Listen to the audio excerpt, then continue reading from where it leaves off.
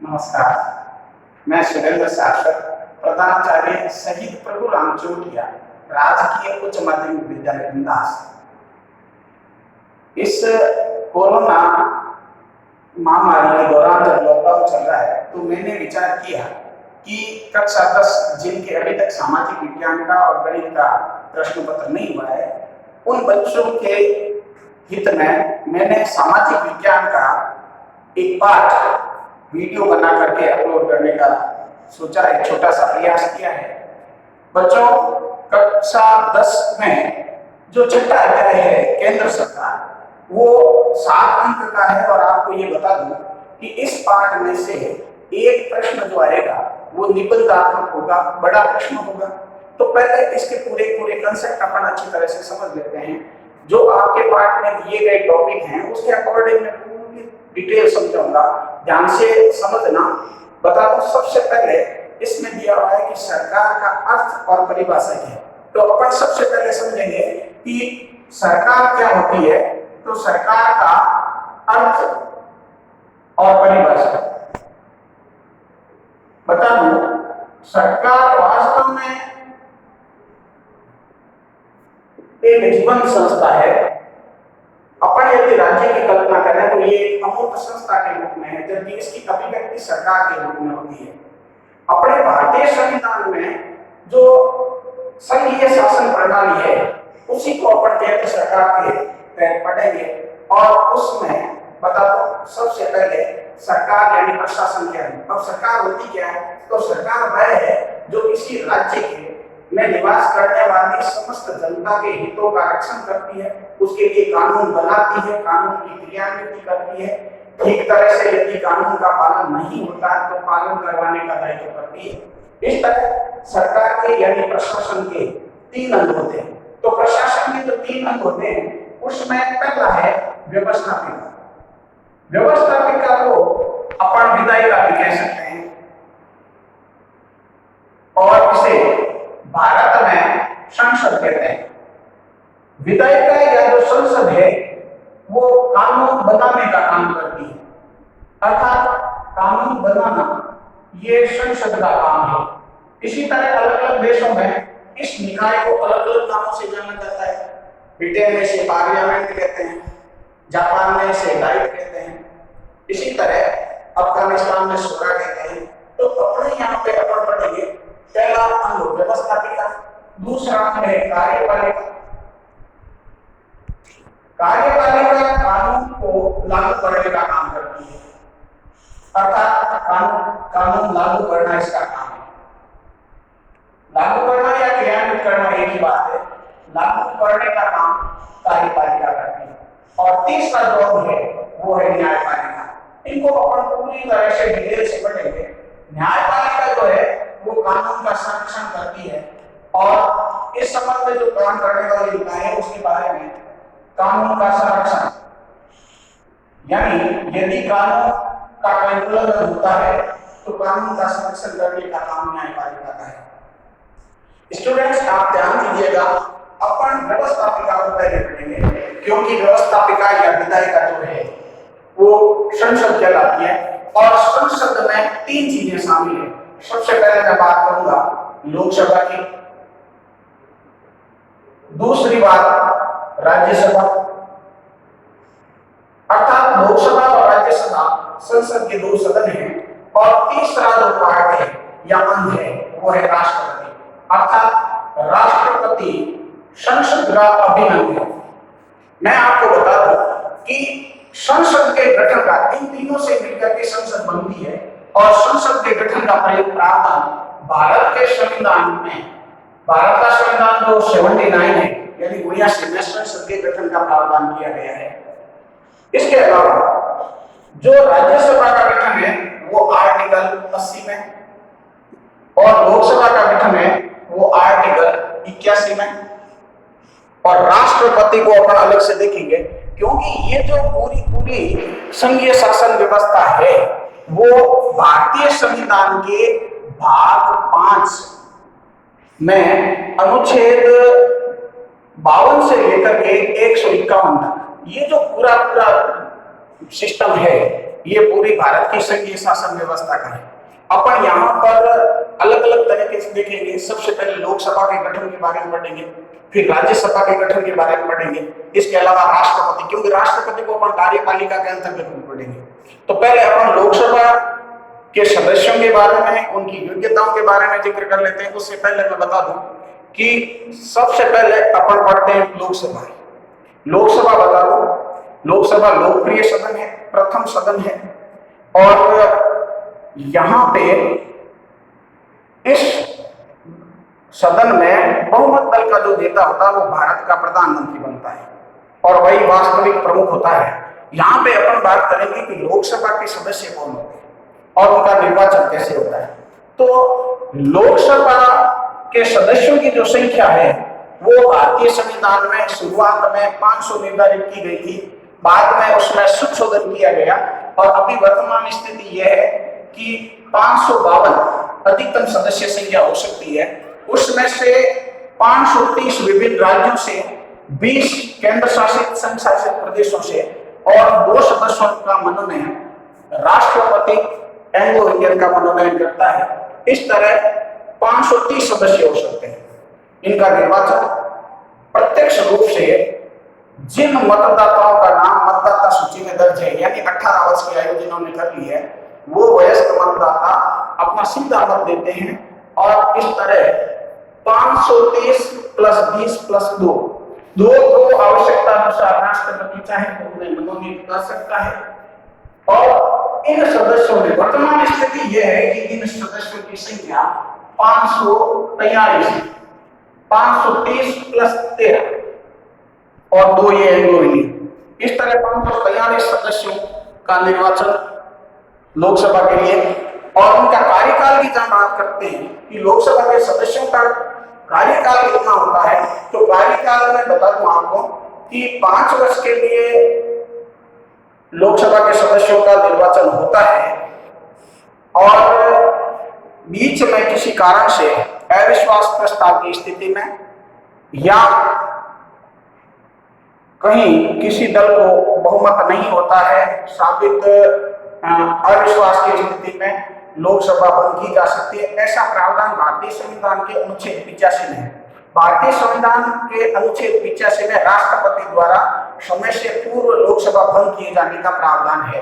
तो यूं कहते हैं कि ये एक अस्थायी सदन है, कभी भी बंद किया जा सकता है, लेकिन सामान्य तौर पर लोकसभा 5 वर्ष के लिए गठित की जाती है और अब तक 9 बार लोकसभा को भंग किया जा सकता है आर्टिकल 85 के तहत। इसके अलावा अपन बात करते हैं इनके कार्यकाल के बाद सदस्यों की योग्यता की।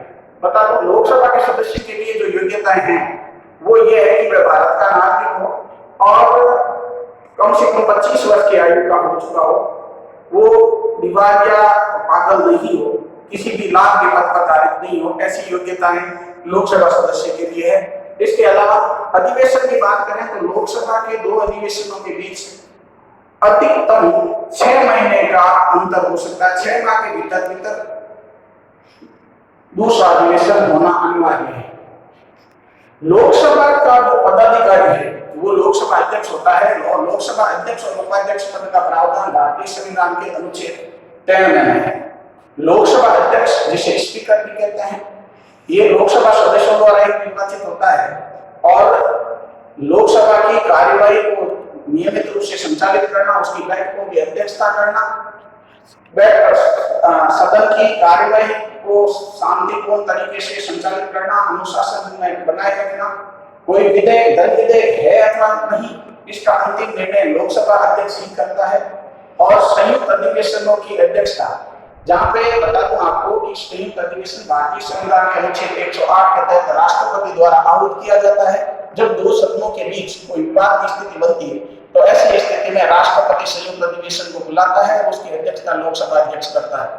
इसके अलावा पूरे मामलों को, यानी कहने का तात्पर्य यह है कि लोकसभा और राष्ट्रपति के बीच जो सेतु का काम करता है वो लोकसभा अध्यक्ष करता है। लोकसभा अध्यक्ष निर्णायक मत का प्रयोग कर सकता है, यानी कई विवाद की स्थिति होती है, तो प्रथम दृष्टया यदि उन्होंने वोट नहीं डाला है तो ऐसी स्थिति में संसद में वो निर्णायक मत का प्रयोग भी कर सकता है। इसके अलावा अपन बात करते हैं कि राज्यसभा के गठन के संबंध में, और फिर अपन बात करेंगे लोकसभा और राज्यसभा की कार्य, अधिकार और शक्तियों की। उसमें अपन तरह तरह से अलग अलग तरीके से पढ़ेंगे कि कौन कौन सी इनके पास शक्तियां हैं। राज्यसभा की मैं बात कर लेता हूँ। राज्यसभा बता दूं भारतीय संविधान के अनुच्छेद 80 के तहत गठित उच्च सदन है, स्थायी सदन है, कभी भंग नहीं होता। इसके सदस्यों का कार्यकाल 6 वर्ष होता है। प्रति 2 वर्ष पश्चात एक सदस्य अपना कार्यकाल पूरा करते हैं और इनका निर्वाचन अप्रत्यक्ष रूप से विभिन्न राज्यों की विधानसभाओं के निर्वाचित सदस्यों द्वारा किया जाता है। और इसके सदस्यों की जो संख्या है वो 238 प्लस 12, यानी 238 विभिन्न राज्यों और केंद्र शासित प्रदेशों से और 12 का मनोनयन राष्ट्रपति करता है। इस तरह अधिकतम संख्या 250 हो सकती है। अब रही बात राज्यसभा स्थायी सदन है, कभी भंग नहीं होता। यह अस्थायी सदन है लोकसभा, वो अनुच्छेद 85 के तहत भंग राष्ट्रपति द्वारा किया जाता है। अब बात आती है इनकी कार्य शक्तियां की, तो बता दो इनके कार्य और शक्तियों में सबसे पहले जैसे बात करें विधायी शक्तियां, विधायी शक्तियां दूसरी हो जाएगी कार्यपालिका संबंधी शक्तियां, जिनको अपन प्रशासनिक शक्तियां भी कह सकते हैं, कार्यपालिका संबंधी शक्तियां। तीसरा हो जाएगा वित्तीय शक्तियां। वित्तीय शक्तियों के अलावा अपन बात करते हैं न्यायिक शक्तियां और विविध शक्तियां, या विशिष्ट प्रकार की नहीं है जो विविध शक्तियां, वो सारी अपन चाहे संसद की कार्य शक्तियां या फिर लोकसभा की कार्य शक्तियां और राज्यसभा की कार्य शक्तियों की बात करें तो बिंदुवार अपन इस तरह लिख सकते हैं। अब रही बात इनकी शक्तियों को कैसे समझाएं, तो सबसे पहले बता दो लोकसभा की जो विधायी शक्तियां, विधायी मतलब कानूनी शक्तियां हैं, वो बता दो। लोकसभा अस्थायी और लोकप्रिय सदन है, उसका बहुमत दल का नेता प्रधानमंत्री होता है और तमाम तरह के कार्य विधायी शक्तियों के तहत करता है। कार्यपालिका में अपन बता दो राष्ट्रपति और मंत्रिपरिषद इसमें शामिल होंगे। और वित्तीय शक्तियों में भारत का जो बजट है वो वित्त मंत्री द्वारा संसद में प्रस्तुत किया जाता है और संसद ही उसको अंतिम स्वीकृति देती है। इसके अलावा न्यायिक शक्तियों की यदि बात करें तो न्यायिक शक्तियों में राष्ट्रपति के पास अनन्य शक्तियां हैं और विभिन्न अलग अलग संसद के पास, क्योंकि संसद ही कानून बनाती है हर मामले में। और इसके अलावा अपन बात करें जैसे आर्टिकल के हिसाब से अपन बात करें तो इन शक्तियों के अतिरिक्त अपन बात करते हैं राष्ट्रपति की। राष्ट्रपति बता दूं भारतीय संविधान, क्योंकि अगला जो चैप्टर आएगा वो आएगा कार्यपालिका, और कार्यपालिका में राष्ट्रपति के अलावा एक मंत्रिपरिषद और होगी। मंत्रिपरिषद का जो मुख्य होता है वो प्रधानमंत्री होता है।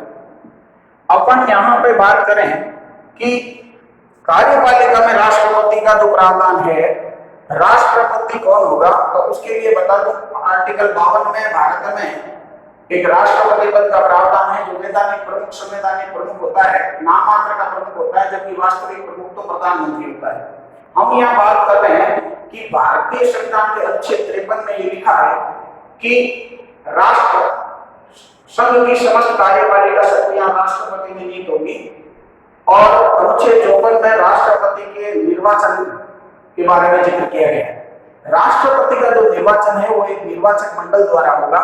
इस निर्वाचक मंडल में लोकसभा, राज्यसभा के निर्वाचित सदस्य एवं विभिन्न राज्यों की विधानसभाओं के निर्वाचित सदस्य भाग लेते हैं। निर्वाचन की जो रीति होगी वो एकल संक्रमणीय आनुपातिक प्रतिनिधित्व प्रणाली द्वारा होगी, ऐसा भारतीय संविधान के अनुच्छेद 55 में लिखा हुआ है। यहाँ पे अपन बात करें कि आर्टिकल 55 के तहत जो निर्वाचन की नीति है उसमें अप्रत्यक्ष रूप से एकल संक्रमणीय आनुपातिक प्रतिनिधित्व प्रणाली से जो प्रतिनिधि चुनाव लड़ रहे हैं, उम्मीदवार हैं, उनको एक न्यूनतम कोटा, जिसको निर्धारित कोटा कहा जाता है, वो प्राप्त करने पर ही उसे विजित माना जाता है। यदि ऐसा नहीं होता है तो सबसे न्यूनतम प्रथम चरण में न्यूनतम वोट प्राप्त करने वाले प्रतिनिधि के वोटों को की दूसरी वरीयता के वोट अन्य प्रतिनिधियों में बांट दिए जाते हैं। इस तरह जो बांट करके दूसरे चक्र की मतगणना में कोई राष्ट्रपति निर्वाचित होता है तो उसे राष्ट्रपति दूसरे चक्र की मतगणना, इस तरह का निर्वाचन भारत में एक राष्ट्रपति का हुआ है और वो है वीपी गिरी। बता दो भारतीय संविधान के अनुच्छेद 56 में जो कार्यकाल है, राष्ट्रपति का निर्वाचन 5 वर्ष के लिए किया जा सकता है, लेकिन किसी कारण से बीच में उन्हें पद किया जा सकता है तो 3-4 कंडीशन है। राष्ट्रपति का है तो अपना इस्तीफा दे सकता है, दूसरी चीज उपराष्ट्रपति को संबोधित करके इस्तीफा दे सकता है, दूसरी चीज महाभियोग द्वारा उन्हें पद से हटाया जा सकता है। महाभियोग की प्रक्रिया बता दो भारतीय संविधान के अनुच्छेद 61 में है और इस समय जो प्रक्रिया है वो ये है कि भारत के राष्ट्रपति के विरुद्ध महाभियोग की प्रक्रिया संसद के किसी भी सदन में शुरू की जा सकती है। उन्हें 14 दिन पूर्व लिखित सूचना में ऐसा लिखना पड़ेगा और उसके बाद जिस भी सदन में कार्रवाई शुरू होती है 2/3 बहुमत से यदि अविश्वास प्रस्ताव पास हो जाता है तो अगला सदन उसकी जांच करता है। जांच के समय राष्ट्रपति को पर्याप्त अवसर दिया जाता है, बावजूद उसके दूसरा सदन भी 2/3 बहुमत से इस महाभियोग प्रस्ताव को पास कर देता है तो राष्ट्रपति को अपने पद से पदच्युत होना पड़ता है, या दिवालिया की स्थिति में कदाचार साबित कदाचार की स्थिति में या संविधान पर अतिक्रमण की स्थिति में राष्ट्रपति को पद से पदच्युत होना पड़ता है। वो महाभियोग की प्रक्रिया है। और इसके अलावा अपन ये अनुच्छेद 61 में है, उसके बाद अनुच्छेद 74 में मंत्री परिषद का पढ़ेंगे। अनुच्छेद 74 में राष्ट्रपति को सलाह देने के लिए एक मंत्री परिषद होगी और उसका मुखिया प्रधानमंत्री होगा। अनुच्छेद 75 में यह कहा गया है कि मंत्री परिषद का मुखिया जो प्रधानमंत्री होता है उसकी नियुक्ति राष्ट्रपति करता है, प्रधानमंत्री की नियुक्ति राष्ट्रपति करता है, अन्य मंत्रियों की नियुक्ति प्रधानमंत्री की सिफारिश से राष्ट्रपति करेगा। उन मंत्रियों का जो विभाग का बंटवारा है वो भी प्रधानमंत्री द्वारा ही किया जाता है। प्रधानमंत्री के कर्तव्यों का उल्लेख भारतीय संविधान के अनुच्छेद 78 में दिया हुआ है और इस तरह बता दूं मोटा मोटी मैंने जानकारी देने का प्रयास किया है। यदि आपको ये अच्छा लगा तो इसे लाइक करें, शेयर करें और इसके आगे का जो पार्ट है मैं कल आगे बताऊंगा और इसलिए आप दोस्तों से एक बार धन्यवाद, नमस्कार। तो धन्यवाद दोस्तों, मैंने एक छोटा सा प्रयास किया है। आप मेरे इस वीडियो को लाइक करें, सब्सक्राइब करें, शेयर करें और यदि पसंद आया हो तो एक बार पुनः लाइक करें, सब्सक्राइब करें, शेयर करें। धन्यवाद।